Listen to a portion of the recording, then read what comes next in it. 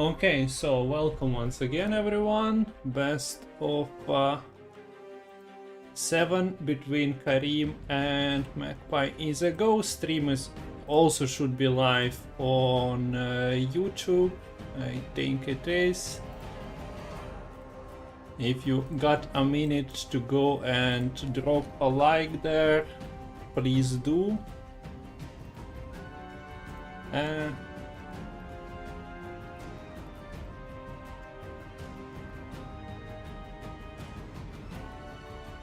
I guess that's how I pin it. And we got Lemon joining us today. How do you call? Call. There we go. Let's check the band screen. If that is updated, it is amazing. So you can see the decks. Hello. Hello, hello. Okay. Can you hear me all good? Yeah.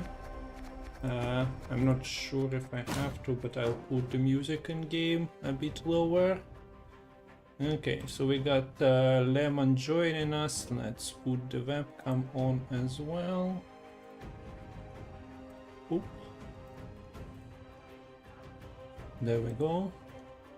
It's 25 degrees outside, so scarf is in order. But yep. Once again, Lemon is joining us from half across the world, so it's a bit different there. So I'm curious. It's 12 degrees actually. 12 degrees, okay, yeah. But happy to have you here. We are due an early start today, but long series is ahead of us. And we got the decks. We don't have the bands yet, so let's go to the decks. I guess you got the link, right? Yes, I do. Yes. It's like some expected decks and perhaps some also interesting surprises, let's just say. Yeah, maybe some welcome surprises, some old friends returning. Whose decks do you want to start with?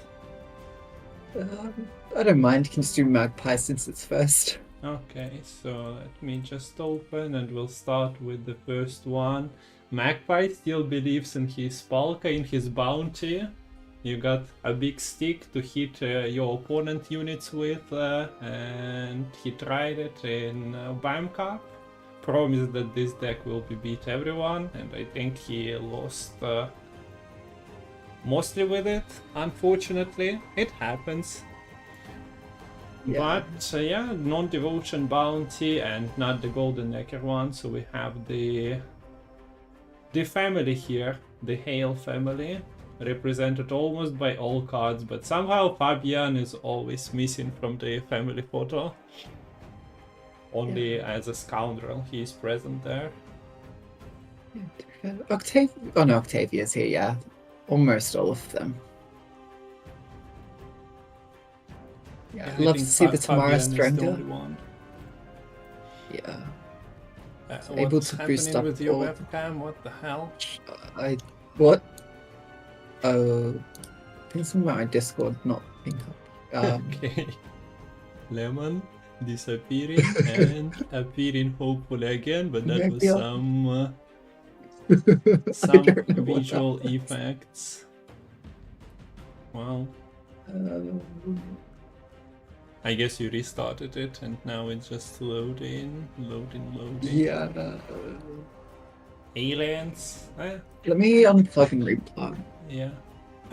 But okay, yeah, so bounty list with the 5 power executioners is a thing to try from the last season's Balance Council. Or was it a couple of seasons ago? Anyway, yeah, people don't really believe it, with Syndicate having seemingly better alternatives with Wise decks and also Golf decks.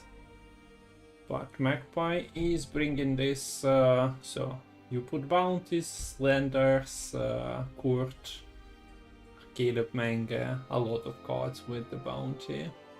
And we got Lemon back. Yes. Nice. So, yeah, if you're running against like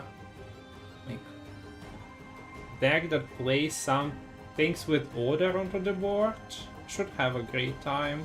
Also, if there are like just point slam values that you can cash in with Graydon and later like get the brute value, for example. But yeah, I haven't really looked through the deck, so I'm not sure what Kareem is playing exactly and how it stacks. Yeah. Mm-hmm. So let's for now just review Magpie's decks and then see what is there. So the next deck is the Hunger, and it is the recently buffed. We have to play a song, but well, I'm streaming on YouTube, and surely Driftblink won't DMCA me, but it's a bit much of a hassle to put it in play now. So yeah, V with the Troll Porter. Yes, so despite the Troll Porter here, Magpie definitely not trolling, making use of the newly buffed Haunt with the power buffed Desert Banshee. So that'll be significantly harder, I would say, for the opponent to answer, and being able to have those consumed stick on board is very, very important in actually getting your Vi to get consumed, cycled back to the deck, and then repeatedly strengthened up to extremely high powers. Iwarhux is in here, can be quite scary against certain decks. For example, good at summoning things like Tyr, King of Beggars, Zoltan Warriors, or AQs preemptively. Slight spoiler on Kareem's decks, but yes. Yeah, but okay, Magpie is trying some things new. Although he was jamming like the last couple of seasons as well, as far as I've seen like him playing against some of the streamers. So, but close to trying new things. Magpie also goes for some old stuff, and we do see Shield Wall Alumni here. Surprise, surprise! The deck didn't really get hurt in the patch, so it's still here. We've seen it performing pretty well in some May tournaments, even after Defender traveled to 10 provisions. So yeah, takes it here as well. There's only Letitia getting nerfed, and only by power in the most recent council, so you can run literally the exact same deck provision-wise. Yeah, if she's hiding behind the Defender, that was an answer. The power doesn't really matter too much. But yeah, we'll see if Kareem has anything to counter Shield Wall, or maybe it's finally getting banned. You never know. The deck has not been really targeted too much, but when it is targeted, it's not even guaranteed to get denied a win from your opponent.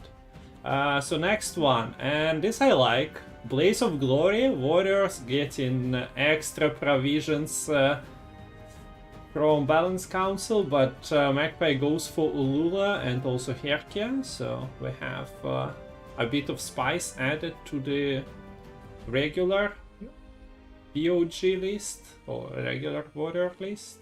Now of course the Warlords are 5 provision, and for War of Clans is 5 provisions, as well as Babjorn's traveling to 7. Yeah, so a lot of extra provisions, sort of 5 more after the most recent Balance Council, happening yesterday really, depending on your time zone. But what's really interesting here is this Ilula, which is going to work very nicely with the Hyurka Drummond, ping every single turn. The Herald on Crate, each ping becoming 2 damage whenever a warrior gets played in his 3rd round form.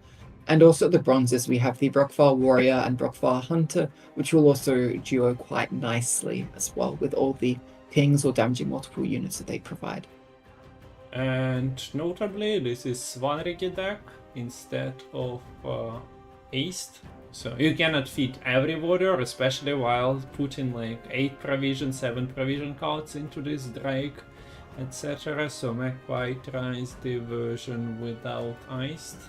but Svanrige is partially just a cheap waste anyway. Okay, and the last of Magpie's list is the Water of Brokilon Harmony. So, yeah, the expected Harmony inclusion, I'd say, with the Waters of Brooklyn is the new card that you should all be looking at.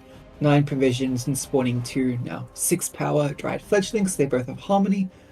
Also the buffed up 5 power now Saskia Commander, very good in round 1, helps thin out your deck a whole bunch, and just providing a lot of engine scariness in that round 1, an engine which can summon other engines.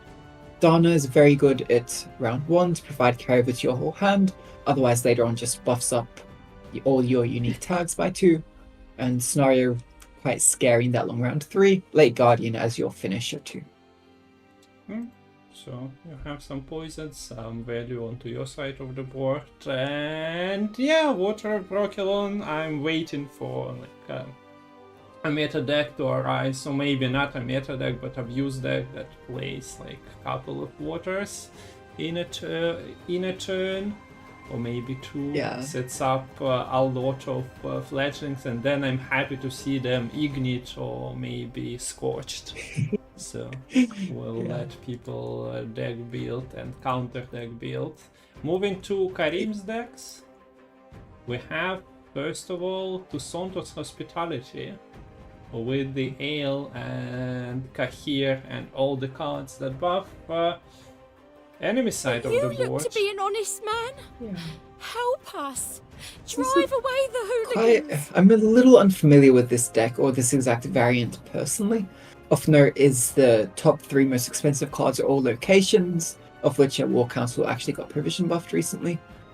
But that can make it quite scary to bleed this sort of deck, because if they just play a bunch of locations, those all have orders that can be clicked into the next round, particularly out of the Ancestors, which can combine, well, it doesn't really have much to combine with, but can be used to boost enemy units and then double up value on your Kahir, your Evil Eye swapping the power, or even just leader pass as well. Mainly those things.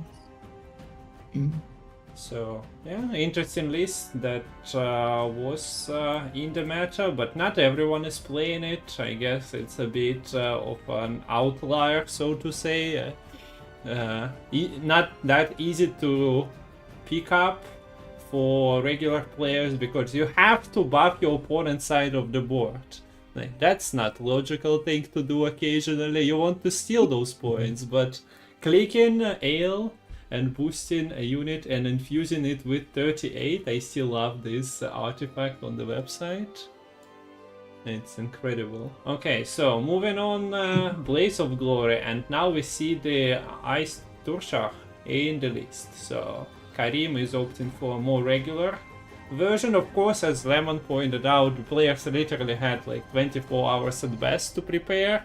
Like, you don't exactly know what goes through the council, so you cannot prepare like days in advance for your match. Mattel's idea to organize it, I'm not sure when it even appeared, but yeah, it is the 6th edition of Winner Takes All. This time it's just 1v1 best of 7 series, unlike previous iterations where we had semi-finals and maybe quarterfinals as well. This is Kareem's decks that we are looking at the moment, but yeah, Warriors got buff again, so all those builds will be legit for a couple of days, and then meta will figure out what to play exactly. Yeah. So yeah, this is a probably more standard variant of Blaze if you compare it to previous iterations. We don't have the Alula nor the Hyoka, but we do have the newly buffed Skjordal, which, considering he does damage equal to his own power, a power buff sort of double dips on value onto this Skjordal. So quite scary, getting up to potentially 7 power in round 3, I believe. So that's 7 power, 7 damage. Particularly nice, even coming from Blood Eagle. So you do have KO Trolls, provide a bit of extra control. We still actually have Herald sitting in this deck, but that is being run in place of the Fukusha now. Fukusha cut to have more provisions for other things. I believe both decks have the Drag Bondu, Yeah. Bronze is slightly different, not running Brockvar Hunter. Some other things which synergize a little better with the War of Clans, like the Uncrate Warrior. I think it's the main differences. Oh, it's iced as well. Oh. Yeah, it's iced versus this one, Riga, and here will package. Okay, moving on. This is the Vice Syndicate that Kareem is running with extra procs for King of Beggars. So you're not welcoming KOB in your hand, but for that you need to pay the king, and Salamander Mages, Shady Vendors at 3 power nowadays are there to maybe trigger it a bit earlier. This is not a Jacques version as well, so you have to pay by other means. We see Caleb Manga, so a small bounty package also added to the list. Yeah, I mean, yes, running double copies of Slander and Hysteria, which can be particularly nice with the 2 Witch Hunter Executioners being run in this deck, can of course use Candle to protect those key engines, key spenders. And yeah, those do get used quite nice with the Menge and even Ixora. Ixora Menge can do some shenanigans too. Okay, so the bans should be coming in pretty soon. So moving on, the Guerrilla Tactics, movement with Shiro and Milva, but also we do see procs here. No spears. I always expect spears to feature now, the mastercrafted ones in decks like this, but no. Double Cat Witcher Adept for the mad frog synergy. So you play the frogs, vitality is getting popped, and then you can Cat Witcher it again. Interesting. Yeah, it's pretty sweet.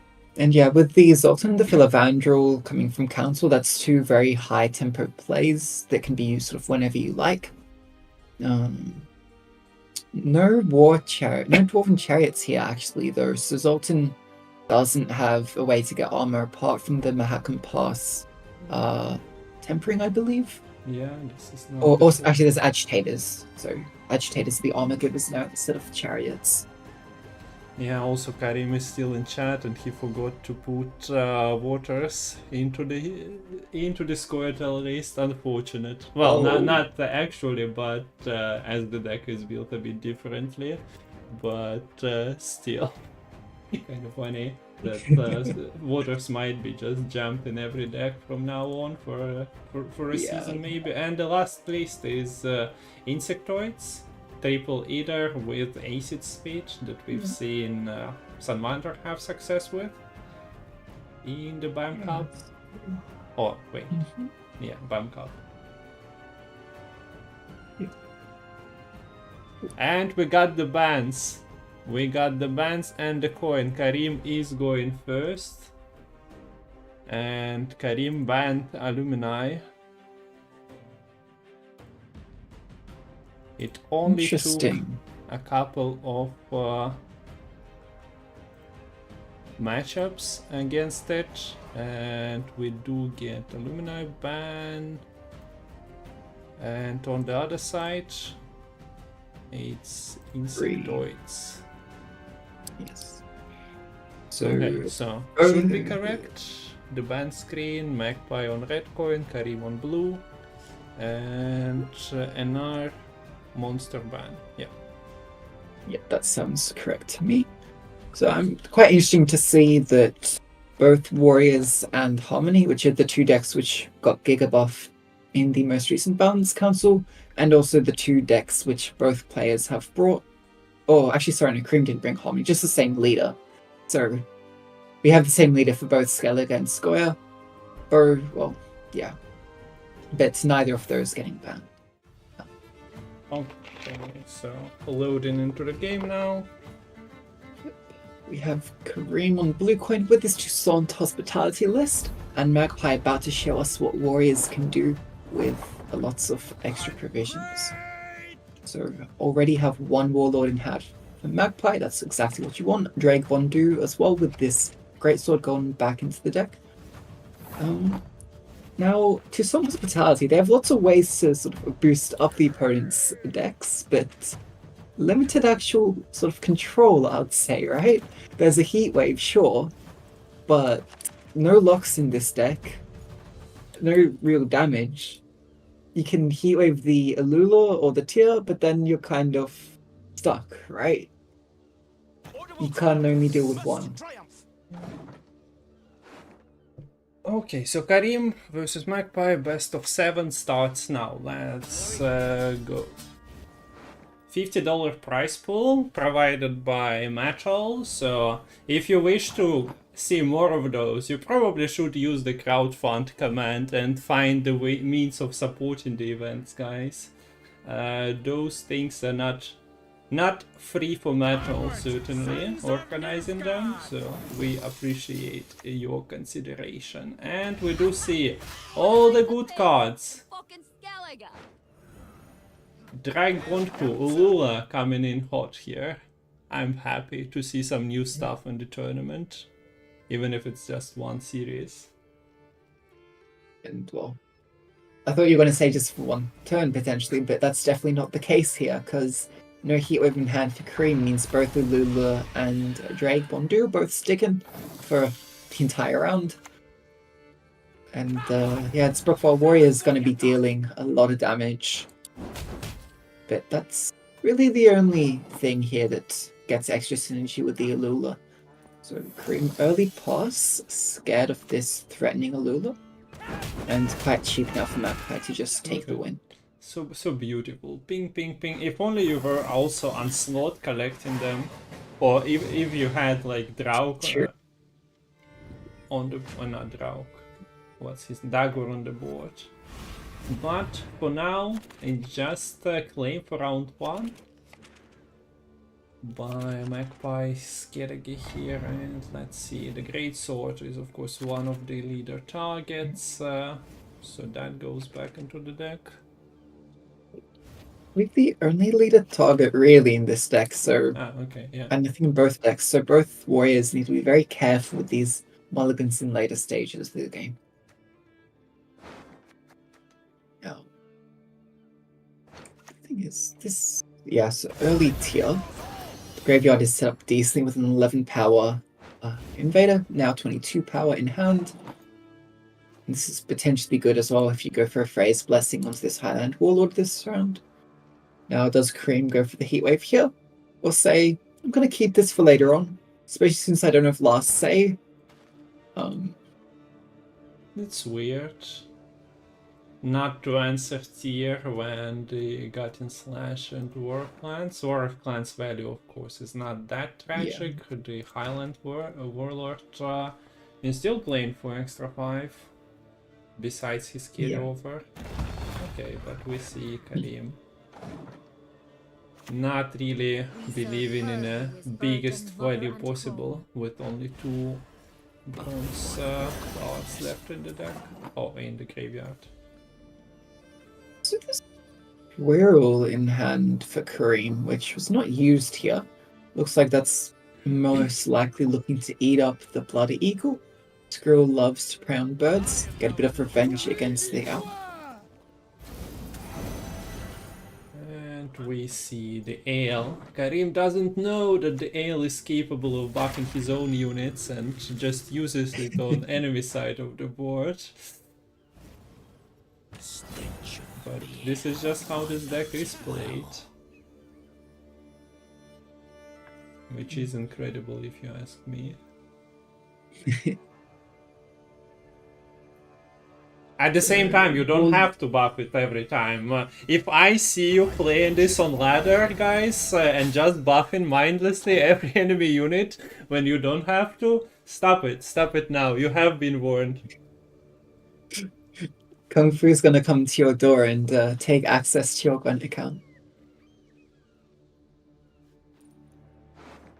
But that's Warlord number 3 is down now, so that's +3 damage on all of the raids. What's Fukusha doing? It's going for Goes Dragon. Actually, interesting. And that's an extra 7 points coming from tier now. Yep. If his tier keeps unanswered, and well, that's a bit late to answer him anymore. Yeah, and this is to set up a better War of Clans than resing this Brockfar Warrior, which doesn't really have many chances to get units into that damaged red state. Yeah, the logic here for Kareem not heatwaving the tier is that this bigger warlord gives a bigger target for the Ivar Evil Eye to get swap value on. But I mean, if there's now two 18 power units, or this invader 18 power, the warlord at more than 18 power, you only have limited toll removals, one in Ivar, one in the Heatwave. You can reset with Beauclair, but that requires the order to come out a little bit later. Not quite getting ahead here, despite the huge Guillaume and big Milton Click. Not many good statuses to steal at the moment. Turns out it doesn't really matter if your tier is taken. If knights get, at least for knights at the moment, they can more or less contest without big troubles here, point-wise. And we see a 52 point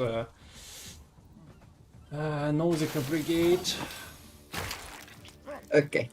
And the thing is, Warriors is Devotion. They don't have a toll punish unless they're on a Champion's Charge, which is not happening in this deck. That's all the tier value just got outscaled by Kareem. Now, I'm not sure how great the Ivar is going to necessarily be, due to a lot of the bigger boosty plays already coming out. It should still be fairly decent. And I'm not super convinced on what Magpie has left beyond this leader value. No unit plays. Interesting. A few of them. That's not the greatest pool of cards, but I guess Kareem kinda got all the golds out of his deck by now, so makes sense that the rest is worse. Fill me with strength.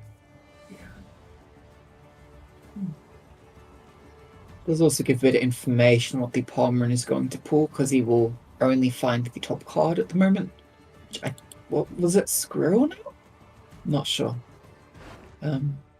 Notably, no Buher is in graveyard yet, so this false Siri is only a diplomat at the moment. Blood for Svalbard! But okay, Magpie decides that he will have to start playing units and goes for Wabjorn given the Bucher target already.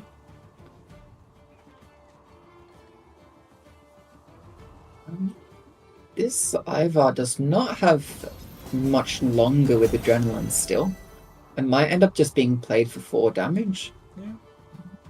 With a big sort of false Siri aiming to be the final play, which once this Gutting Slash gets played, there will be no way for Magpie to answer a false Siri. Yeah, and trading false city or Gutting Slash for false city is nice and all, but point-wise, you're definitely not winning this exchange. Yeah, you lose basically 10 points in that trade. Yeah. I still think it's worth it to deny the ability to do additional brew hertz or Palmerins onto that false Siri. So Squirrel was the top card. Anything to deny? Yeah, I guess there was nothing really left. Yeah. Wait, the Herald value, of course. That's true. Can get rid of the bigger invader. Removed. To arms, all of you! Your skull will make a fine pepper. So note that the Herald only came out after the Ivar Adrenaline had worn off. So nicely played from Magpie. Watching out for that. Although actually the false Siri can just come back instantly regardless, so you can just brew hurt, click A or click leader, and it's through. Oh yeah, that's actually true. That's the extra layer of reassurance that full city is not lost somewhere, and all the things clicked. It's a lot of points. We do see Magpie only has access to one of the leftover warriors in the deck, and that means that Svanrige or Brand There was an interesting argument to self-keep with the full series there. To deny the Blood Eagle being able to... Oh, yeah, oh, this is his fan rigger deck. Never mind, this isn't iced. Forget what I was saying. It would have denied the iced access, but we just go for the King Brown anyways. Leader for Uncreate Greatsword. All the extra clicks win the game for Kareem by a large margin here. Yeah. So... Is it time to write the first article of the warriors requiring extra buffs? Maybe. Please no. So the first victory goes to Tusonto's hospitality of Kareem Magpie. In search of his first win, but he only had one chance by now, so Yeah. This is supposedly a long series because this is best of 7, so players need to win with 4 out of 5 of decks that they brought, with 1 getting banned.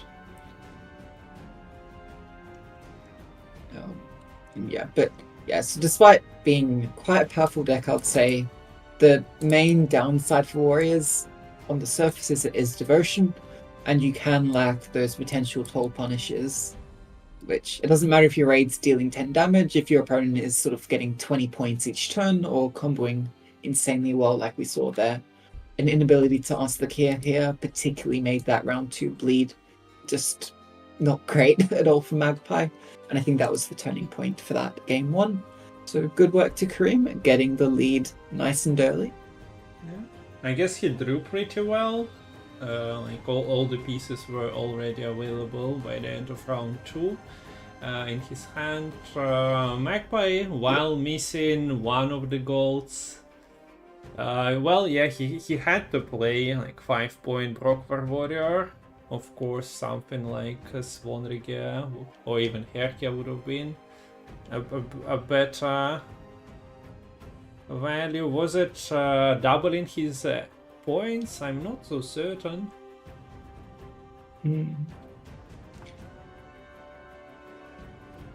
So the card is spinning. We are waiting for the next match, but yeah, unlike the usual matches, best of 5, this is maybe lasting for a good 45 minutes longer.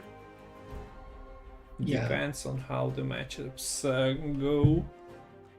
So Kareem is on red coin now. Yeah. The other thing is that not only is it a longer series, but there's also more decks to choose from, which particularly at the start of the series, like now, it's a lot harder to predict what your opponent might bring. Because, I mean, there's 4 things that they could choose from, or now Kareem has 3 things to choose from. Which, yeah, you could maybe take coin and, like, blue coin, red coin into account, but still probably leaves multiple possible good choices. So we see Vijam coming out up against this Kareem Skellige control list. Okay, So chat, start jamming the emote. And a lot of tutors in the starting hand from Magpie. Not sure how great that's going to work with the Troll Porter. Very interested to see the mulligan strategy here. Finds a lot. Okay, yeah, Larva is here as you play the big units. It's getting triggered almost every turn, and we see that the troll is getting deported from Magpie's hand back into the deck. Troll deported. There we go. Should be an answer, but we do see that no damage comes for Kareem from this creative backup plan, and Larva leaves. So, ooh, that's very interesting decision going for the stratagem there, considering Kareem does run Epidemic and did manage to draw it. Curious whether Kareem will just hold this Epidemic and say, you can consume as much as you like in this lizard, but those points are going to disappear very cheaply for me. Yeah, that's always an interesting consideration. When do you use your removal against cards that kinda provide you with an extra utility? Like eating HV is playing for carryover, and we actually do see the epidemic coming in early. Kareem decides that denying the consumes is a better value. Of course, deck running Karate Heat Wave, you cannot allow yourself to float the V on the board, and yeah, the leftover consumes Toad, August. At the moment, only having larva to eat if you want to develop them. Yeah. And now the problem for Magpie's hand is this Bargus and Giant Toad. Well, Bargus has an order, but their deploys need to eat something. There's nothing good to eat right now. Freedom. I love So we see a Vi. Is this going to be Vi leader? Yes. Well, yes, it would be a big troll not to against Heatwave, and yeah, Magpie is not trolling. This gives a consume unit that doesn't really hurt larva, so Toad can be played as a carryover. One thing to point out is that there is a version that really goes heavy on giant toads that plays megascopes, but Magpie is running the version with Haunt, so doesn't feel the necessity of including slow tempo megascope plays. Yeah, opts to run stuff like Neckers or Spores at 4 provisions instead. So that's Frog Mating Season #1 coming up. Nice little cute animals rather than these monsters on the other side. We'll actually see which frogs are better, the giant toads or just your regular old frogs. Yeah. Also, one thing I wanted to point out is that, yeah, the Quacks at the moment is pulling Milva out. So that's not incredible for Kareem, but considering he doesn't really have order top hand cards with heavy provision costs, that was always bound to be either Zoltan or Milva, especially with how Milva works. Yeah. And I don't know how much Kareem is going to read here into how awkward this has been for Magpie to develop here. But if Kareem can get ahead this turn, Magpie might be faced with just having to use the final leader. So you actually just see the field boundary, not going for Frog Mating Season, just playing more for the straight up value. Find Square Runestone. Makes some interesting choices. Triggers the Harmony and gets a target, but only on one roll to hit. So at the moment there is one leader charge, one toad for consumes, and Magpie has tutors still. But some of them are not as great, like Willem with Haunt. Yeah. That's sad. So looking for Vi or a tutor for Vi, finds Haunt and Troll Porter, forces the low tempo Haunt now, can't really afford to get ahead. Now very interesting for Kareem. Snaps the pass just like that. Then Magpie, I don't think is going to take the draw. Looks like it is going to be Decree to get one more Vi, get a little more carryover. But that's a significant hole burnt through the tutor pocket for Magpie here. 4 tutors already used up. Leader charge down, Haunt already out of the way, makes it harder to try and stick these consumes, particularly impactful with only one more leader remaining. And there's still the threat of the Shiru, of the Heat Wave, points them coming in the form of the Zoltan as well. So was playing V better than developing another toad into the graveyard? I think point-wise, even with the pink of Witcher, it was enough, right? Although I might be yeah, Toad would have been enough.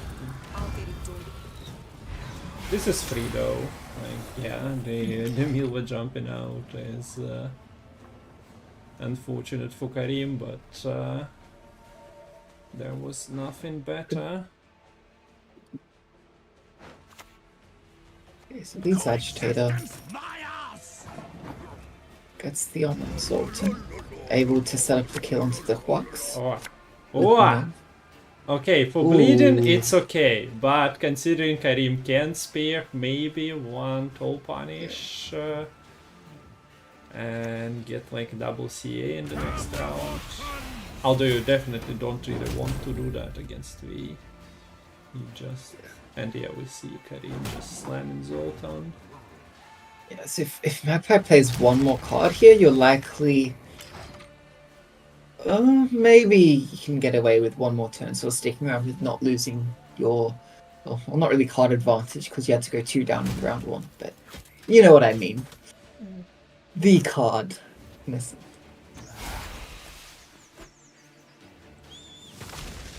Okay, But no. and Kareem is actually using the leader. Of course, Zoltan was pinging, but that would have been a tie.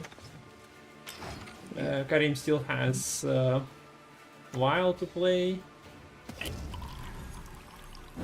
Wait, not clicking. I guess just playing around spores, technically, although... Eh. It was a +7. It was exactly enough. Okay, but I guess you don't really need points if you have double +A against V deck. Yeah. So yeah, just in needs to 3 find card a pass or rounds. something. Yeah. Like the only possible win con for Magpie is to draw all 3, or to have this whole hand being V or tutors.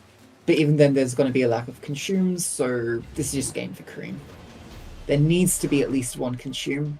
For Magpie, probably the He has Barbagazi. double tote, so he's fine on consumes. Oh, okay, right. Okay, no, never mind.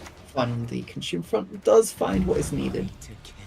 Okay, so tote numero uno is disappearing. Wait. It's 29 point or 20.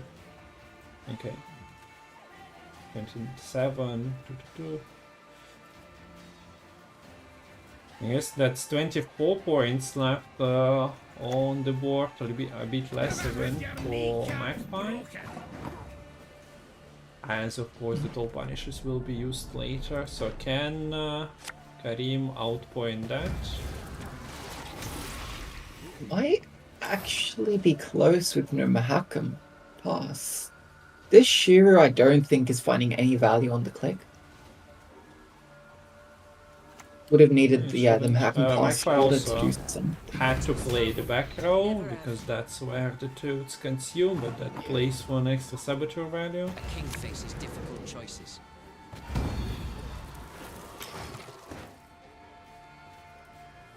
So Kareem definitely would have had a better reach with Mahakam pass instead of one of the bronzes, but even then with the leader charges he gets there.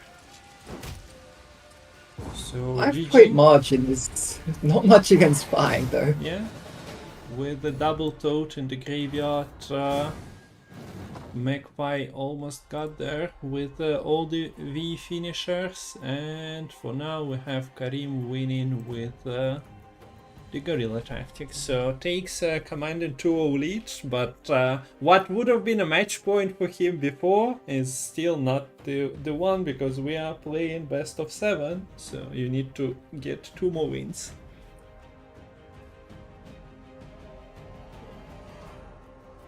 And now we have Kareem back on blue coin. Has Syndicate and Warriors to choose from. So, is it Syndicate? I mean, Warriors stereotypically is a red coin deck.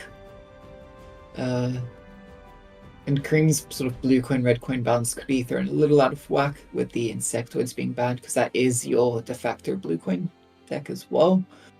I guess Syndicate might be slightly better on the blue coin. But This is also quite a non-standard variant of the line pockets, sort of dipping a bit into bounty, run this cleaver, run both Akaronchi and Exora, which we haven't seen that much of recently. And yeah, Open Sesames can be quite slow round 1, because they're only playing for sort of 6 tempo if you have a spender sticking.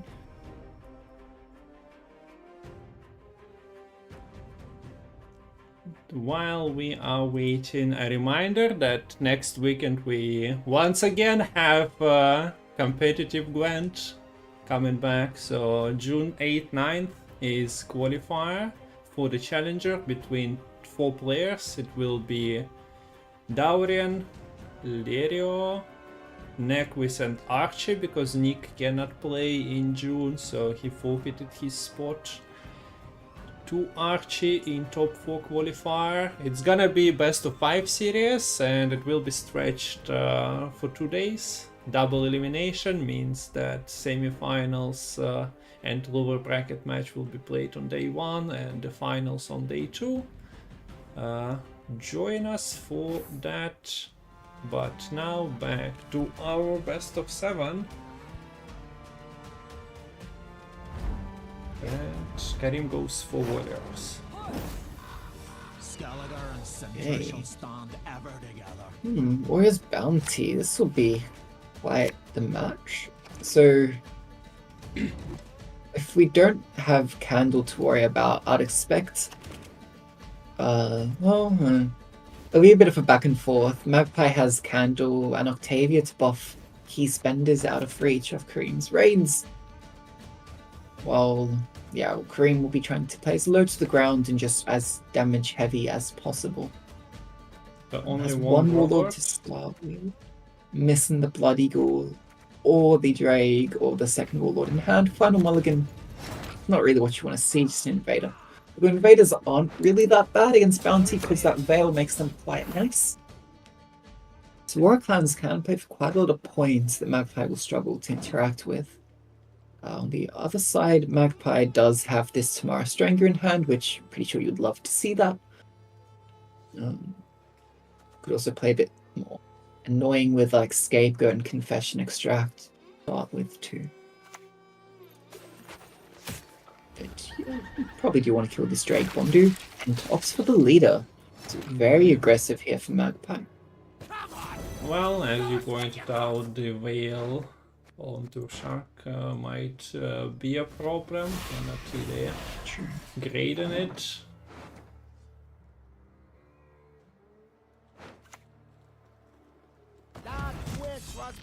Okay, so Magpie pace. And there we go, a free Highland Warlord. But without the carryover deploy. Yeah. Nerd that doesn't want to actually get the kill this turn wants to force Kareem to not have an easy sort of phrase blessing or even a herald this turn. So this should be Tamara. But I might be wanting to get out sooner rather than later, potentially. We're curious to see how this develops. Doesn't really have any additional ways to give bounties, so Scoundrel isn't such a good spender still. War Clans coming out for solid points, enough to get ahead. And yeah, I might need to see Eventide Plunder picking up a good spender for Magpie. Can't be a brawler anymore, by the way. Yeah. Or even a commitment of something like the Freak Show. That's a good reminder, considering we just got a new patch and not everyone is familiar with all the changes, all the footy changes, but yeah, the plunder is changed even without getting changed on its own.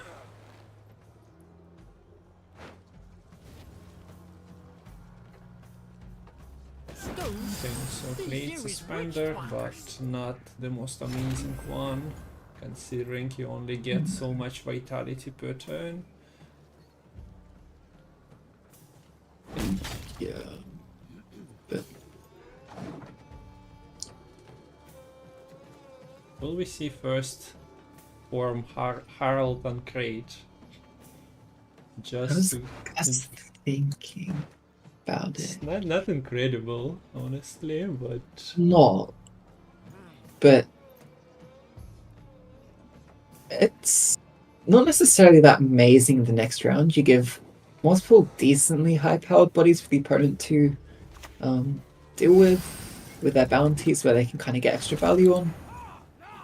You get carryover if you play it in the round one, but maybe Kareem just wanted to get out as much as possible.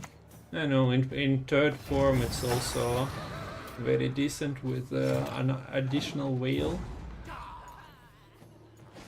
It is true. So maybe that. But you need to get to round 3. Yeah, that's the question. Can you actually keep him for round 3 or? I don't know. Does Bounty want to bleed here? Like, they tend to be better going first, making use of that proactivity. With Witchfinder and the Witch Hunter Executioner and the main game, maybe there is a bit of a consideration. You can just mulligan the Brute and keep the Octavia for the round 3 to draw into your necessary finishes. Okay, Might be more play, but no. So yeah, it is the long round. So then the sort of flip side of that is saying if I'm more of an engine heavy deck, I think that in a long round, even if you answer some of my things, that I'll be able to get enough value out of the things that do end up sticking. Okay, so Harl transformed and saved. Location is in place. Also, Uncreate Warrior was created, so that's extra removal value on War of Clans. At the moment playing for 6, later playing for 7, 8, depending on the necessity of removal and how many warlords has been brought back. There is tier problem. Yes. Yes, you cannot Luckily, so it's quite interesting here. Both players are missing tier and or heatwave.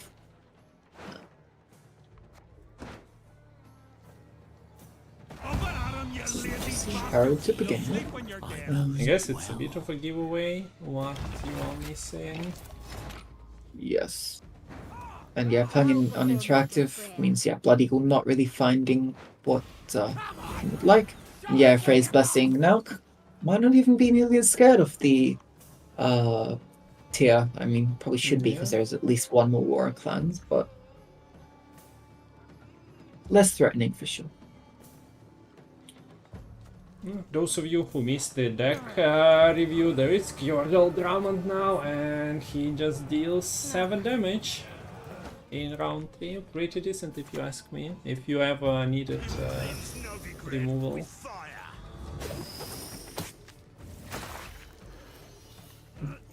so how much do you buff with the candle?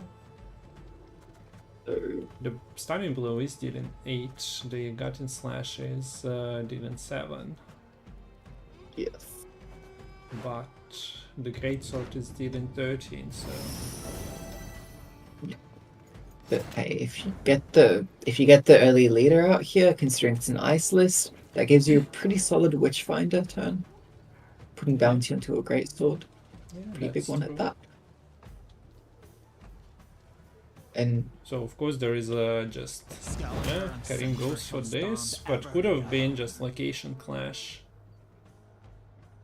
with one of the rate damage cards, I suppose. it's true.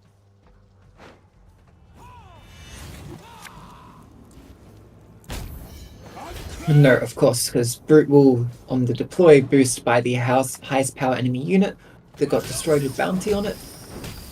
And if you bounty a Greatsword and destroy it, well then, that's 13 boost on this 7 power Brute. That's a 20-point play. Nothing to scoff at. And yeah, boosting out of range of the raids by themselves would mean also the Skrull dealing 7 damage. Means that Kareem would have to sacrifice this click on the location to deal with the Executioner. Might be worthwhile due to not many bounty spenders remaining here for Magpie, and since both the Ignatius and Brute were drawn, we can actually see from the hand that Octavia can't hand fix the Scapegoat away. The wicked never rest. They hide among you in plain sight. Okay, so the target is set. Only now the blood Eagle potential is starting to come to fruition for Kareem. Unless, of course, he would have clashed last turn. Yeah. No protection. I mean, yeah, this execution I don't think was doing that much more either. You'd expect Menge Tribute to just be the way to kill this, what's his face? Greatsword. But now there is the threat of this tier. Yes, Magpie does have last say.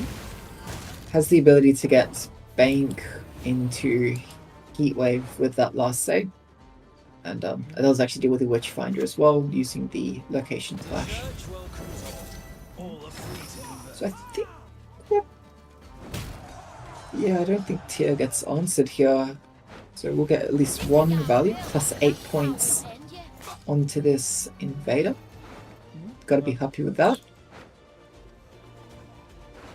There is only one raid left in the deck. So setting up a dead blow on 5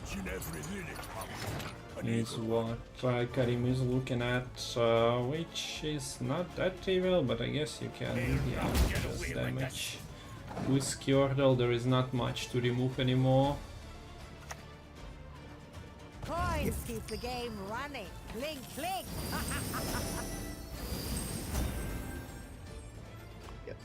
This is still a problem.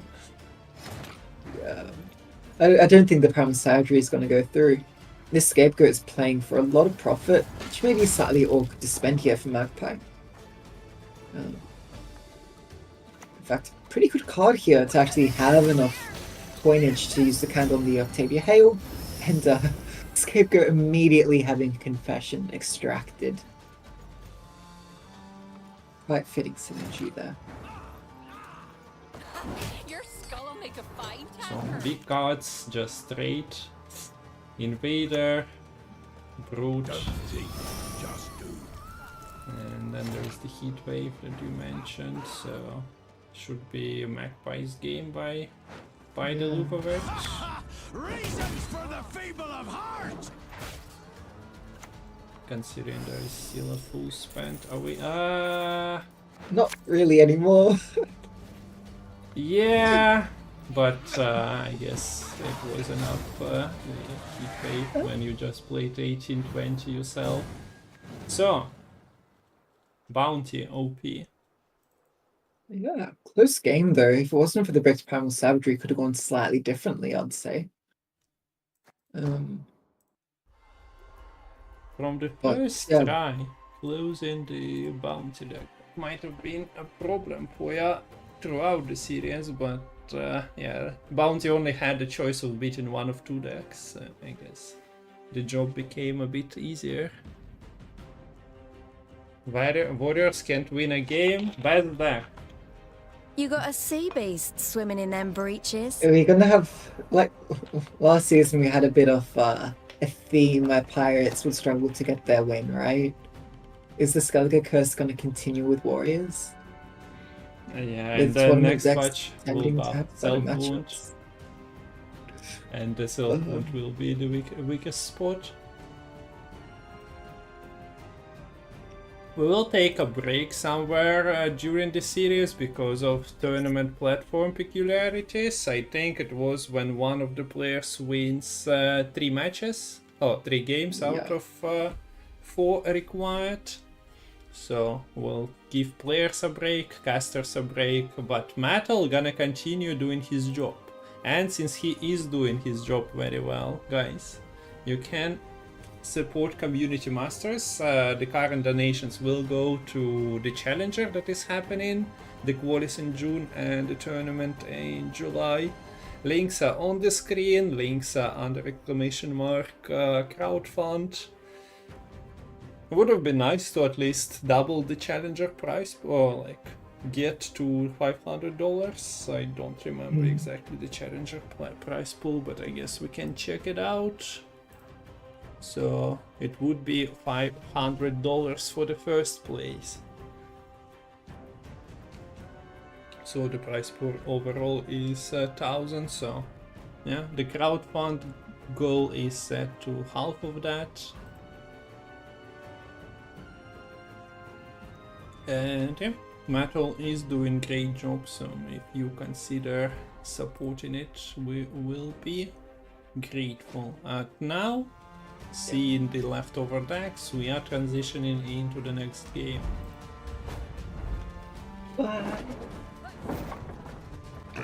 It's time to start rejamming against as Magpie. So, okay, there's literally no control beyond spores in this Vilus. That means that Kareem has free reign with the Akrontia, the Ixora, the Menge, but King of Beggars exists and is a target for Ilwarafox. So Kareem should be trying to use any tributes ASAP. Yeah, good point. Before that goes through. What is this hand? There is Open Sesame, there is Novigrad. Plunder, so yeah, the plays are available. Kareem is not going to set up Executioner immediately. I don't know, kinda sounded good considering there is no control. But I guess yes, Lizard is getting veiled to stop that plan anyway.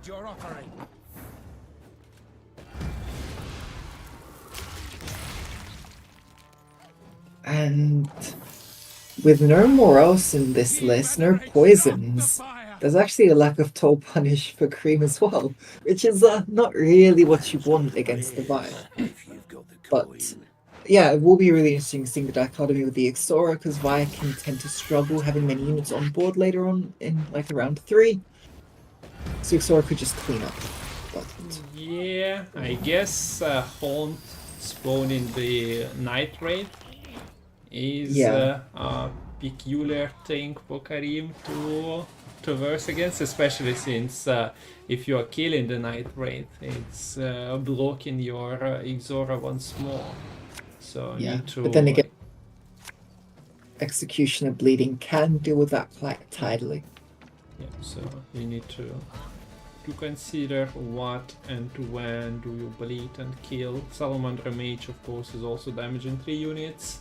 But once again, yeah, when you kill the Night Wraith, if you dealt with some of the rats, the new blockers will be there, and you definitely don't want your Ixora dealing with the rats when there is a big insectoid, or remains of insectoid to be certain, to be more correct and precise, in need of being dealt with. Yeah.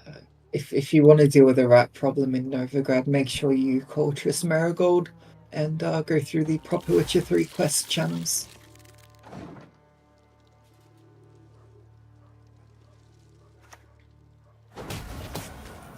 It's an alright answer, I suppose.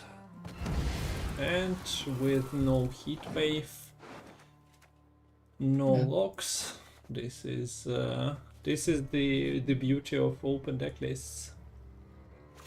Yeah. Just float.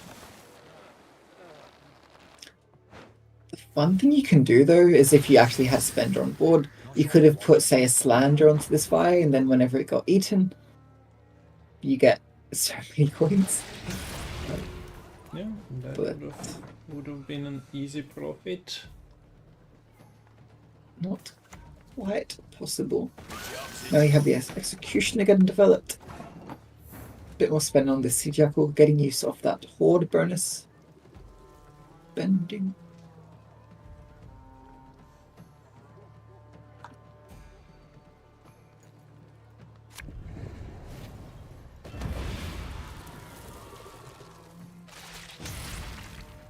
By now, double plunder has been used. So getting a guaranteed high roll for a poison is a bit harder for Kareem. I guess Magpie is not really. He doesn't really have an opportunity to choose if he goes stall or doesn't. That's just No. the way it is. So he has to consume with bargains twice to preserve the consumes other leader consumes for later. But yeah, there's still an opportunity. Novigrad and Shady Vendor can theoretically give you the poisons. Okay, so KOB is jumping out. Not really a fair trade, but at least some value from it has been collected by now for Kareem. And he cannot break KOB anymore, so thank you Magpie, says the syndicate player here. Yeah, I was also just going to say Magpie is really nice, making sure Kareem gets an extra spender, not having to play into the threat of spores. Some really good sportsmanship.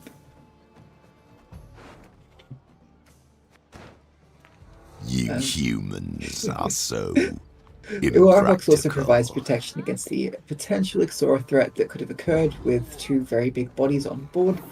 But now, how do you catch up with this huge point gap?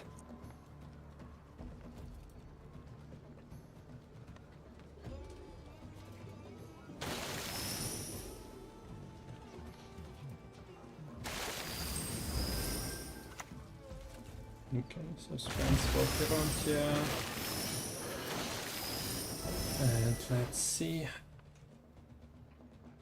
Not a great Nilfgaard click. Guess it gives you a guess it little gives bit you more the coins. coins. But again, no, King of Beggars makes this significantly worse.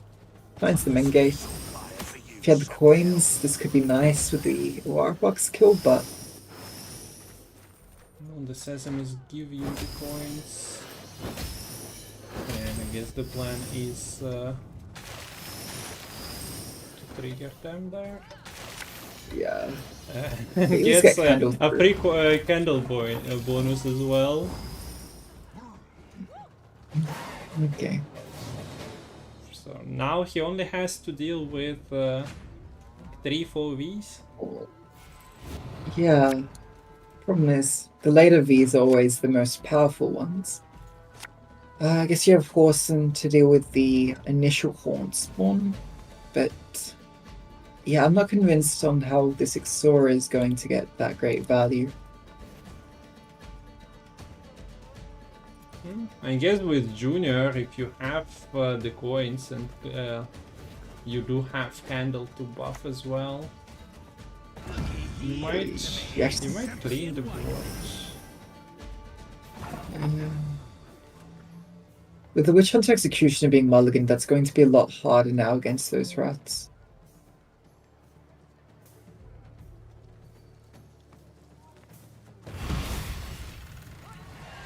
So unfortunately for Magpie, he had to mulligan the giant toad, at least one of them. So no extra consume carryovers available.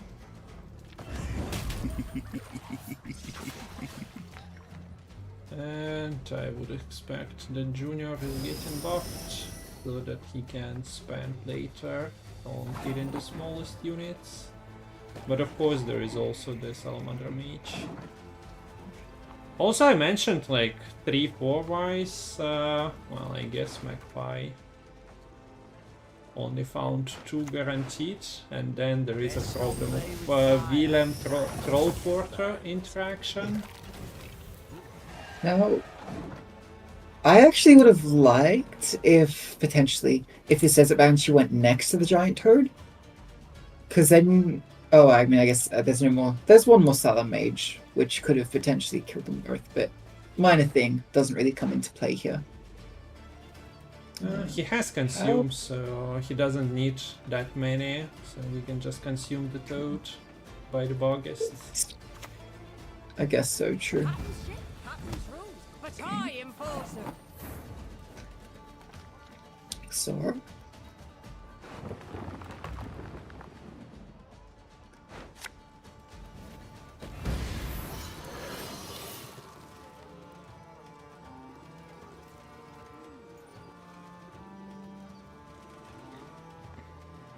So, a big unit on the board, definitely. Izora on the board. You do have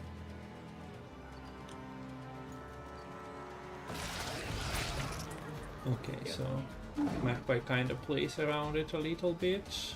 Does open the Slander onto the V. Yeah, that could be a little but scary. Not play at the moment.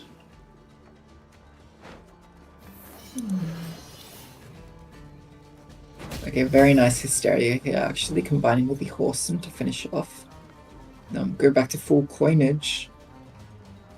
But you don't really have a way to clear this bar, guess, beyond just spending with the Ixora. I think... Can you... I think you just full spend here, if you can. I think you full spend here to board wipe, get rid of this V, and then just hope you can outpoint 2 more Vs. Didn't... Oh, you don't have the Didn't coinage, heal. so... I guess not. No. I guess there was no end. William is playing random gold cards. Okay, he actually hits the top card. But yeah, there's just no way you clear the 5 units. No. Something felt a little bit off in the last turn, but maybe yeah. The junior flick costs 3. Puts Kareem at full bank, so no coins was wasted, so I guess he was just short. And without a kill on a big unit, not really much you can achieve with this Ixora.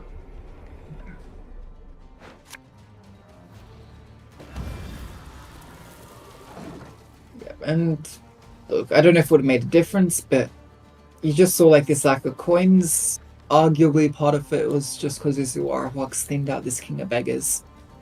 And not having those extra coins meant you can't sag with this Ixora as effectively, and just limits your options a lot, which is, I mean, ends up with via just running away with the game here. Is it second game? Ah, wait, yeah.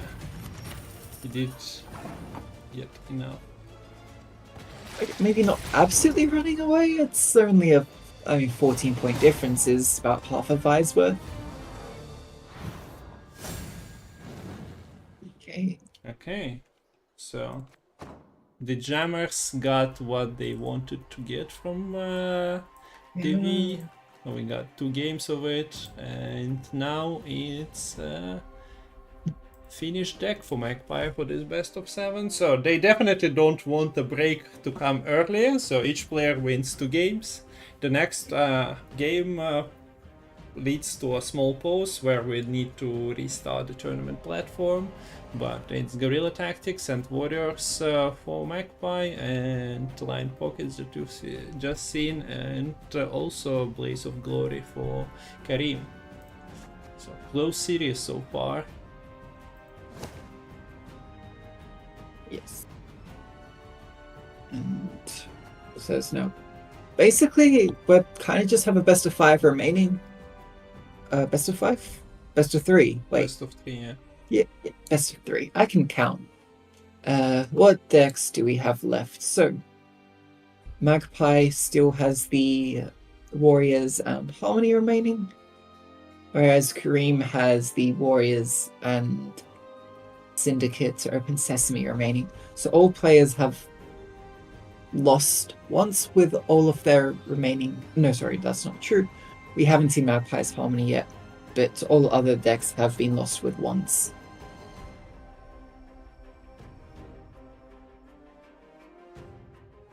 So, Lemon, people ask, can you speak a little bit of Russian, talking about the tournament as well, as we are casting it for the international audience.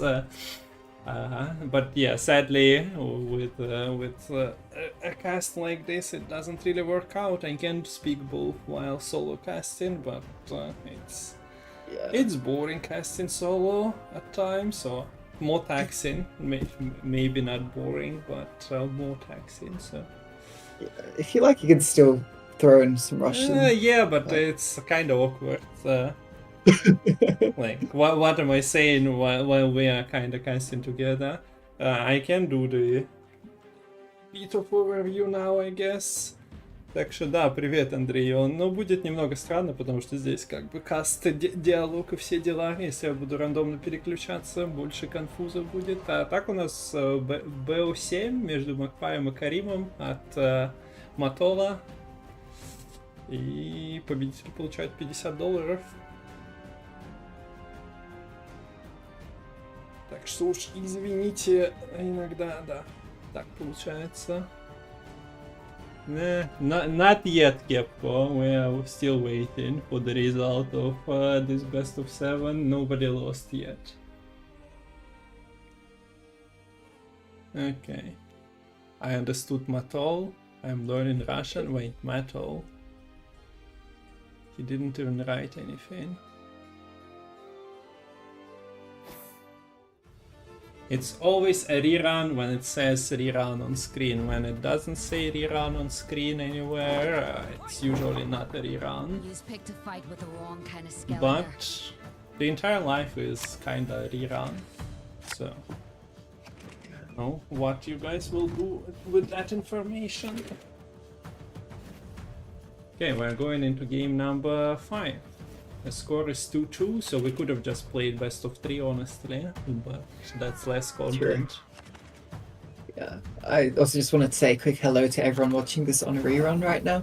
It's great to have you all with us. And also everyone on YouTube, I kind of forgot, but yeah, we have only a couple of comments there. But you could go to YouTube as well, if you prefer that platform for watching. And you're just a refugee on Twitch because nobody is streaming there. Link is somewhere on top of the chat. Yep. Okay, so we see Warriors coming up yet again. Brawler could do a good job of board wiping. I think it's quite important here for Magpie to finally get a Warriors list through. I think the first player to get Warriors done is going to be a bit ahead. A failure to do so, well, Magpie might be more of a warrior, as in worrying player. Very good, very good. Also, didn't they just nerf the brawler? Why is it board wiping again? Look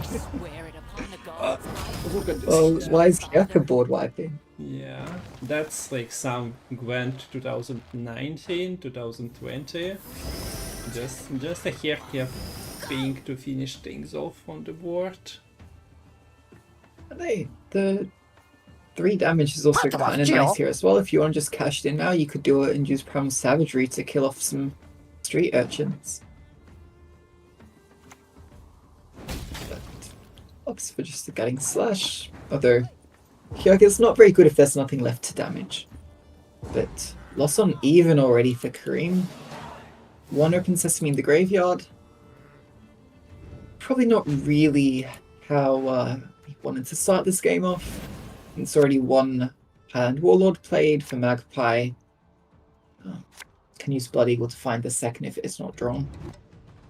No access to Freya's Blessing at the moment. Actually, yeah. Or the Fukusha, but does have Herald. Finds the Drake. Okay, so that's instant Drake.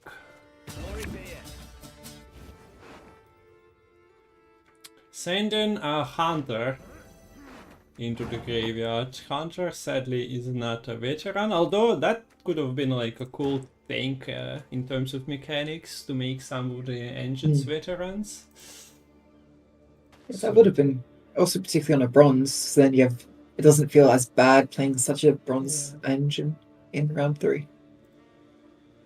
I'm not really campaigning for exactly this card to get the treatment. I also didn't put much thinking into it, but after seeing them, I added to the list and was like, huh, we could have got that. Like, Greatsword is a bit of a cheating in terms of the veteran value, as it's quite often is being brought and to boosted power anyway. So early Drag into the Herald. Drag not being dealt with quite yet.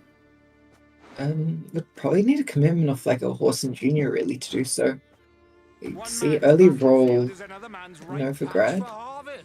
does find a spender, which is almost always exactly what you want, clicking it this early. But yeah, with no toll punish, I feel like he kind of needs to deal with the drag earlier rather than later, which we see a 50-50, and Kareem wins the coin flip. Very good. Gets ahead as well. This is what we call professional Gwent. Yes, this is why Kareem is a pro, and I guess Magpie at the moment is not after that turn. But okay, if you want to frame it like this, to spice up the Gwent drama circle, let's go with that. I was... We'll see, we'll see. Well, let's give Magpie time to win some coin flips. The doomed one dies. I don't know if that's really what Magpie wanted. Okay, so the next winner takes all will be between Lemon and Magpie, I suppose.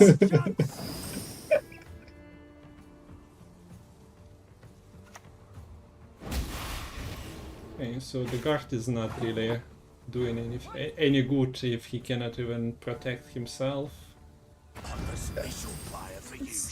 Sword that with nice primal savagery onto the Oxenfurt guard. Can't guard for much when you're dead. And Menge, well, you might be good at dealing with all the gangs in Nilfgaard, but don't try and deal with all the different clans of Skellige, because you'll quickly fall to the war. Look at this peaceful Warriors gameplay.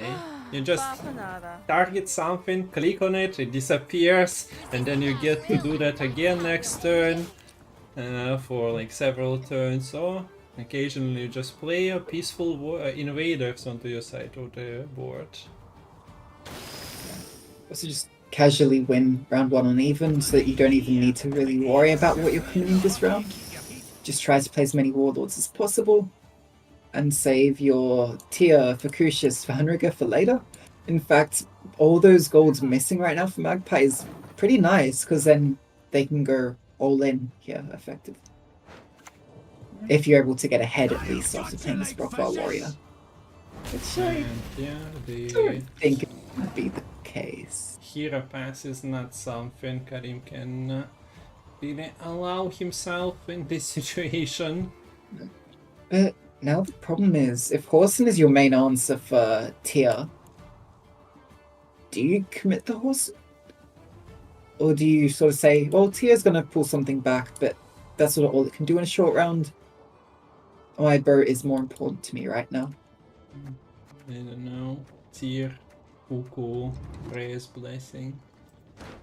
A lot of points. Also, spending in a short round is going to be hard for Kareem. Yeah. Since you need to play shady vendors or two, well, tributes with Salmage, I guess, either to get your King of Beggars out.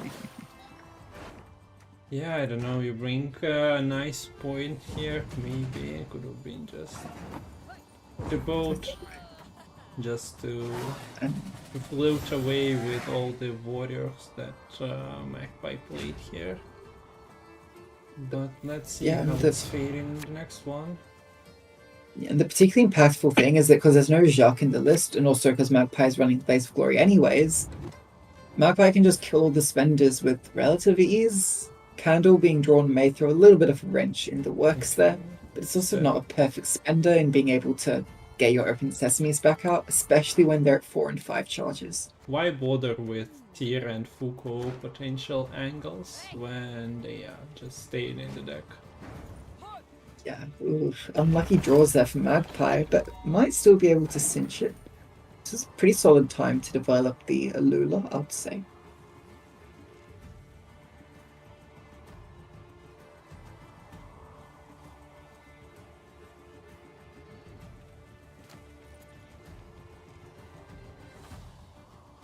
They actually had Kareem keeping the Hysteria. Well, no unit play against warriors is quite helpful looking at the hand of Magpie, like if he plays and he needs to play proactively here. Yeah. So maybe in an ironic twist of fate, Lula isn't such a good opener because of the Hysteria, and perhaps knowing that Magpie opts to just go for a Veiled unit. Sort of saying, well, actually there's no rush in getting the Alula down, because I don't have any other damaging warriors, and I wasn't going to pull a damaging warrior anyways from the phrase blessing. But Kendall does very nice, getting out of range of the slash. Still vulnerable to leader.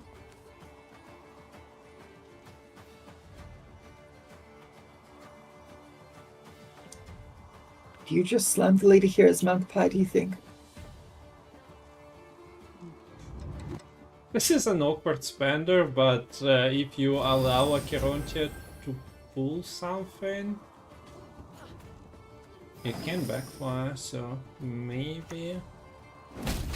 But nah, with the 14 buff, it was leader plus a card, so it wasn't an easy option anymore. And yeah, there is spending on the candle, there is sesame at 4 and 5.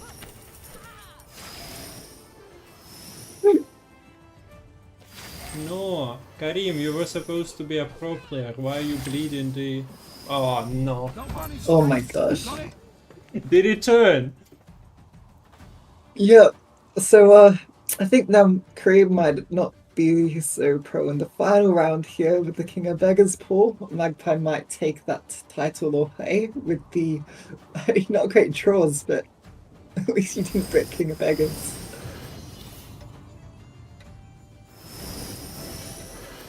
Oh my. Well, we don't have too many syndicates to worry about, but KOB counter will be here for now. It still gets another shot.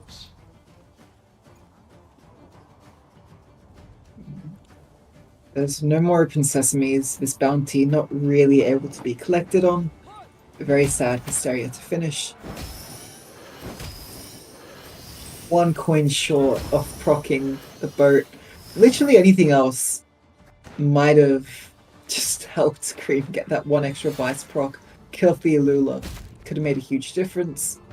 But instead it's going to be Svanrigger and Magpie taking it home with the Warriors.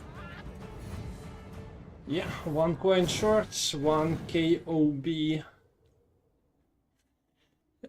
disaster for Magpie, and Magpie reverse sweeps Kareem, but there is an extra detail to this. He still needs to win once more. As we see, the Guerrilla Tactics deck is still not true. This card is so bad, why did it get nerfed? True. Okay, so Metal, we have a break now for 5 minutes, right? With a reassembly. And I guess we'll take a small break as well. Так что 5 минут пауза, потому что надо пересобрать турнирную платформу. BO7 BO7 не очень позволяет организовывать. Okay, so you're fine with the 5-minute break, right? Sounds good. Yeah, okay, so we'll return and we'll see if Magpie is capable to close the Guerrilla Tactics against Kareem's Warriors and Line Pockets or not. As a reminder, $50 prize pool for this match. And see ya soon, guys.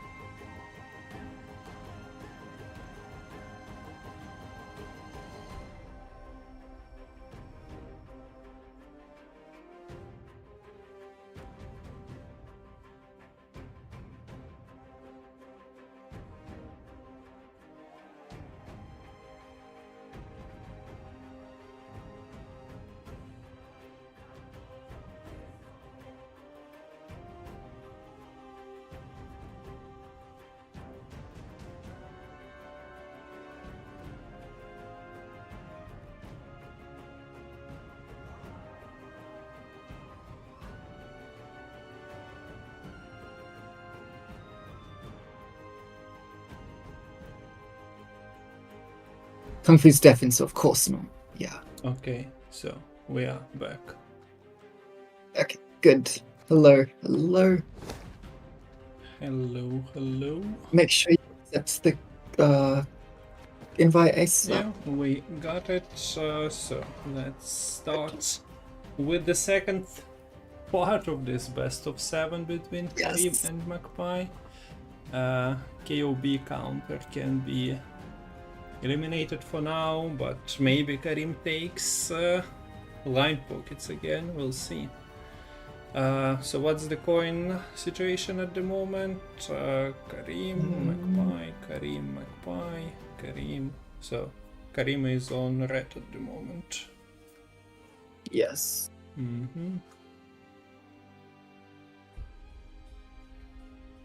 So Magpie has one deck remaining, and that's the deck we haven't seen from him yet, which is the Harmony.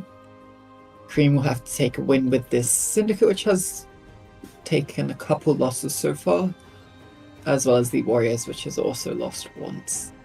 Yeah, Syndicate is maybe partially overshadowing the Skellige at the moment. People were talking about Skellige struggling, but Syndicate is also not really dominating. So the card is spinning for you, right? Yes, it is. Okay, so players might have just taken a break as well. I sent Kareem away from the chat so that he's not overanalyzing his current results, and goes for the kill now in the mini reverse sweep. So maybe he actually took a break. Yeah, the Harmony can always just miss their draws. Like in round 1, if they don't have Saskia, Cole, and Dana, they're in a significantly worse position. But I don't know if you really want to pin your hopes on that. Okay, so game number 6. We haven't got a tie yet. No, we haven't. So maybe it's time for a tie. Okay, so Dana check. Dana is easier to kill with 6 as she was 7 before, but it's still not slightly. Not as easy as it would seem, but sometimes you don't have to kill Dana if she's not here. Yeah, I may have cast a curse to Magpie, since we see no Dana, no Cole of the Forest, and no Saskia either. Not even Waters of Broccolon. So... But part of Waters of Broccolon, Red Legend is here. It's like a glass half full. Don't be the glass half empty of Water of Broccolon type of caster, so he has some of the water. And also, I don't think we mentioned, this Harmony list is playing Shiro as well. And the thing is, Shiro has historically had a pretty good matchup into Warriors as a card, since Warriors tend to have a lot of sort of 5-6-ish power units. Waters have been occasionally buffed, reworked, so it's not as linear anymore as it was maybe 3-4 years ago. But still, like the veterans getting buffed exactly into the removal range of Shiro, so you never know. The line might appear. Yeah, and also back then, Guerrilla Tactics only boosted by 2, whereas now it does 3 boosts, so... Yeah, there is a scenario buff as well, so many things are slightly different. Mainly multiples of 3 that the Warrior player needs to worry about. Early pass for Magpie makes sense due to a lack of those round 1 gold engines. Kareem, on the other hand, gonna struggle to catch up in 1 here, maybe even struggle to catch up in 2. This Brockford Warrior can play for 7, or Clans can play for 11. That would do it.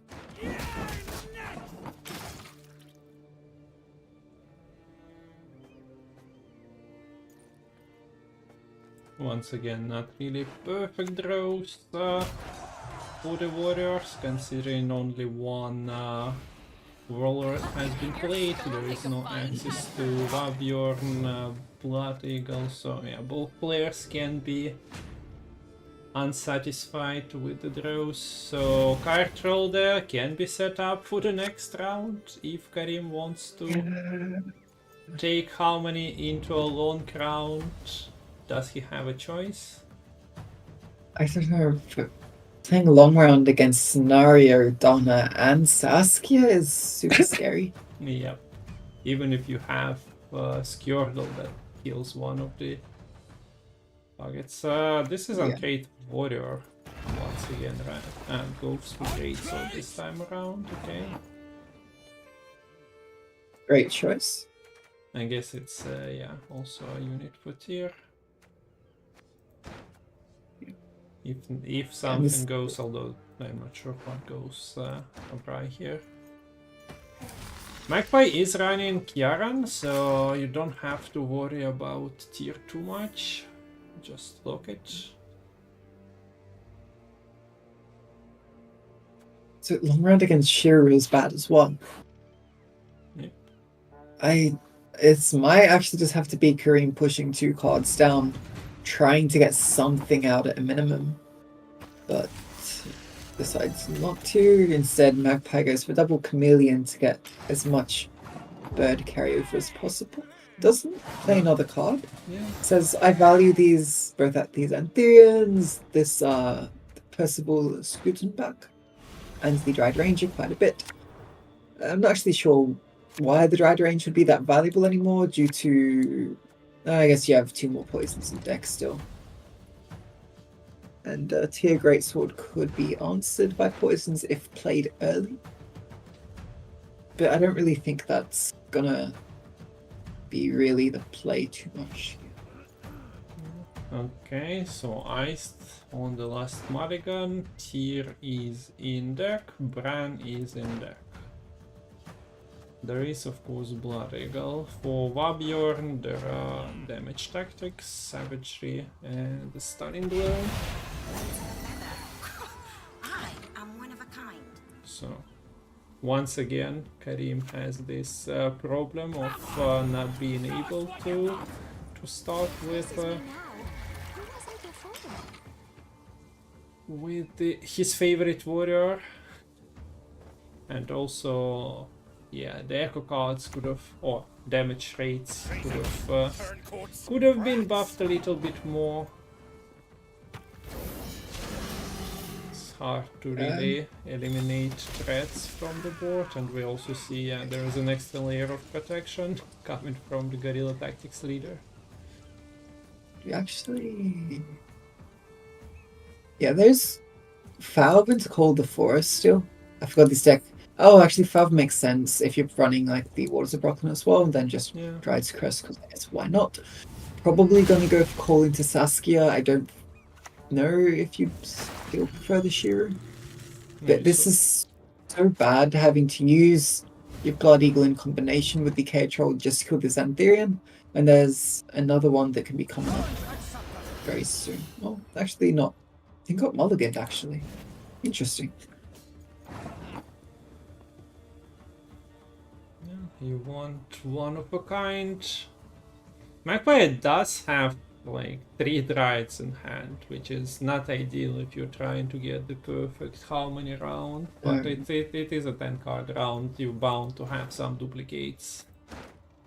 Yeah.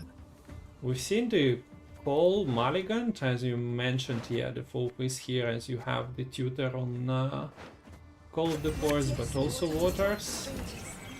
And with the scenarios passive, it's not that bad. Okay. Not standard use of Leader and Shiro. Burning 7s against Warriors, but value has been had, and since Kiaran was not in hand, I decided to opt for this way of answering tier. Oh my gosh, the Anthurian roll is insane here. Yep, another card to answer. So, And yeah. bit surprised. There's a stunning blow is at 10 damage right now. Percival is in range this turn. It would not be the next turn. Although a lucky Harold Ping could make the difference. I don't know if you really want to bet on that. It's safe to just go for the ice here. Not one Yeah. step. Removal of Hunterians, of course, makes the Beastark unique once again. Although the amount of how many units is going down with each turn. Although Magpie is trying to supply new ones. Use poison.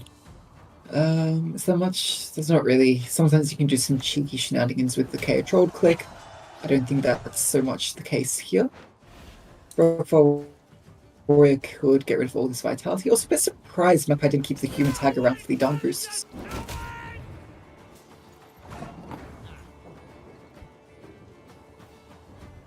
This actually is not looking half bad for Kareem all of a sudden. I mean, okay, there will be a 16-point swing here on this Forest Whisperer. Yeah. But, the Whisperer is on the Dryad. Yeah. And it's only putting 17 because of the extra boost from the scenario. Frey's Blessing can bring back a 10 power invader. Nice Babylon with the Crown of Savagery. Of course, Harold will... I guess it makes more sense to kill the Harmony target because there's no movement remaining. So that's too bad. Okay, so... Harold has been getting some passive value throughout the round. But the Great Sword damages self by 6, even with Harold Peak, it's 3 points short. And the end, there we go. So GG's to Magpie. Kareem started nicely, but ran out of steam and wins by the end of it. So we have Magpie getting win with all the unbanned decks. And Yes. Magpie is winner of Winner Takes All 6, getting $50 prize for this performance. So thank you Metal for organizing it, thank you Magpie and Kareem for playing, and we get extra invites. It's not over. No, it is. Congrats to Magpie. That was very well played. Quite a clean series as well, I'd argue. And after the first 2 games went by, it was pretty dominant showing. Once again, Kareem is with the attempt to quit Gwent, but every time the Gwent pulls him back, so good luck, Kareem. Yes, all the best. Nah, why is the... I left the match, let me out of here, but the card keeps on spinning, unfortunate. But yeah, the series is done, so you've seen the match screen. Hope you guys like those. Metal had to do extra work since we have never had best of 7s on this channel, so the icons needed to be realigned, but I think it is pretty clean. Kareem, don't go, yeah. Although Kareem mentioned no streams for 2 weeks, but still Kareem go live. Why wouldn't you? Even Lemon is streaming. We even got like 1 Metal stream this last month, if I'm not mistaken. Maybe not even 1. But yeah, this is the best of 7. Sometimes it almost goes the full length. Although, well, best of 7. We usually have best of 5 or best of 9s on Nick's channel. Best of 7 is not that traditional, but we've been live for what? Over an hour? Sometimes Lerio plays or Iluha plays best of 5 in the same time frame. Today we didn't really have any delays outside of a work clean break for 5 minutes. Ah yeah, the Kareem actually typed the same thing, I didn't see that. faster than the Yeah. best of 3 of Lerio, Iluha. Yeah. But yeah, even that break, that 5-minute break, would be made up if players sort of waited a little longer before accepting the invites too. So, yeah, And yeah, as nice always. to see a first look at sort of what we might see after the most recent Balance Council. Any thoughts on how that might shake up the landscape of the meta?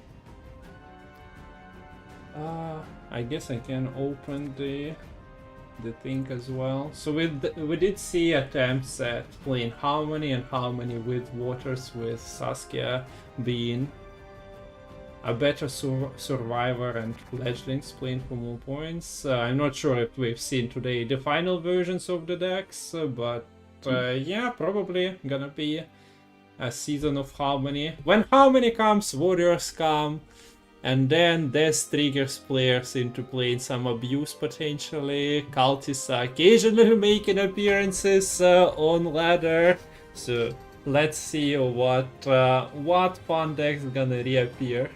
Like, V is already being tested by Magpie. There is a reason for that. Hello, Warriors. Yes. Yeah, I think certain decks like the V and the Tucson Hospitality, decks that go very, very tall, very point slam heavy decks, which aim to take advantage of a lack of tour removal in a diversion list like Warriors. I think that could be something we see more of. But yeah, it'll be quite interesting because I think similar to Pirates in a sense, Warriors tends to be a solid deck, but might not have that many sort of particularly favorable matchups. Yeah. Well, any thoughts on Syndicate? We've seen Line Pockets struggle today, and Bounty. I'm not sure what we need to make of it to convince people to play it against again on ladder. But what's the Syndicate with KOB getting 1 provision nerf and crawlers? Yeah, the brawler nerf I think is probably the most significant, right? Makes it so you're probably not running 2 in your main deck, can't be rolled from Plunder anymore. That, along with the power nerf to Shady Vendor, gives, I think, Syndicate, like the more common variants that use those cards in Syndicate, a lot weaker off a time in round 1. So it can be harder for them to get that round control without committing something like the Novigrad round 1, which I think can make them a lot easier to deal with. It's actually interesting to see no King of Beggars in the bounty list for Magpie. Maybe we'll see a slight move more to a list more in that sort of vein. Was it even there before last season? I don't think so. I think this is maybe the one non-mecha version of Syndicate where you don't actually run the King of Beggars. I think even Firesworn ran the King of Beggars typically. Kinda, Syndicate didn't get anything in return outside of Evelyn Gallo, which is a bit questionable. I think Evelyn is kinda underrated. Like, after release, players like, I think, Trusky sort of messed around with using her as like a round 1 engine, which is pretty solid and only needs to proc a couple of times. Pretty good value for provisions. Yeah, is it enough to shake up the Syndicate deck building routes? I'm not entirely exactly sure. Does require a lot of spending. But yeah, this Balance Council is mostly like Scoia'tael and Skellige centered. In terms of new things to try out, maybe like with the Desert Banshee, Horn buff, Death Wish starts to see more play as well. Yeah, it'd be interesting if like your more standard Death Wish would consider Haunt now, but I don't know what you'd really run it over because that's I don't expensive. think Aegon. It's still a 13 provision inclusion into your deck, and it's quite optimized as well. Not like it struggled for consumes most times anyway. No. So... Yeah, and it provides sort of middling points for provisions as well, I'd say, which is why it sees more playing via where that guaranteed access to consumes is more important. It looks like Kareem apparently considered Cultists, but decided that Beauclair was the better choice, so maybe it will be a return to Cultists in the future. I can't say I want to see that. But of course, everyone really- knows that the spheres will just dominate the meta, being 4 Yes. power, 7 provisions. So that's the secret weapon for everyone to use on the ladder. Totally. But yeah, it was nice casting again. We are casting next weekend, right? You are with Salty Yes. on top 16 or top Yes. 8, I mean. Okay. Yes, I believe the first weekend I'm with you, and then Yeah. the next I'll be over on Salty's channel. Is the way it worked out. So yeah, guys, we have the challenger coming up in a month, plus minus. I'll put the dates on, but for challenger to get players there, I guess Mayamon is top 1 of CP rankings, so he's already there, but we need 3 companions for him to play against in this challenger. So yeah, qualifiers happen in June 8th, 9th, and also June 15th, 16th. We are casting some with Lemon, then Salty and Lemon casting. I will be covering some of it as well. Probably will try to find the co-caster as well. But yeah, the main event is in July, so something to mark down in your calendars. Will Miamon be playing in the qualifiers if the spot is already secured, or sort of be giving Nah, that he's to the next player? so basically top 4 is Nequis, Archie, Lerio, and Daurian. Makes sense then. 2 of them are qualifying through top 4 qualifier, and then we are looking for the top of the ladder players who have not yet qualified. So it extends to top 11 of the CPA table. Oh yeah, because you're not getting crown points from the qualifiers anyways. There's no further change in crown Yeah, points, so yeah, there's no reason. It Yes, extends Miamon to just top automatically 11, goes but to- as mentioned, Nick will not Yeah. be participating, so his top 4 place is forfeited to Archie, and I'm pretty certain we can get into a situation where a few more players cannot play, and but we'll fill the quota by next on the list. Next player available. So yeah. Also, as once more, I'm telling you, Metal is putting his own money into this, and if you are enjoying and can spare like $5, you can always contribute to the crowdfunding. If you can contribute $500, of course nobody's stopping you, but a 5 is also more than enough. So yeah, the crowdfund links are in chat. And I'll put it out on YouTube as well. If you missed the series, they are available on YouTube as a watch. Or they will be, but I think you can watch them already. So go to YouTube to catch up with the artcast of this best of 7. Anything else? I think we covered most things. It's Sunday, that's time about to it. relax. Yeah. Passy is streaming, so I guess I'll send you to TEB Passy, although I need the nickname. I don't think it allows to. Yeah. Okay, it's TEB Passy. Спасибо, что смотрели. Это был шоу-матч, так что продолжения здесь не будет на следующих выходных квалы.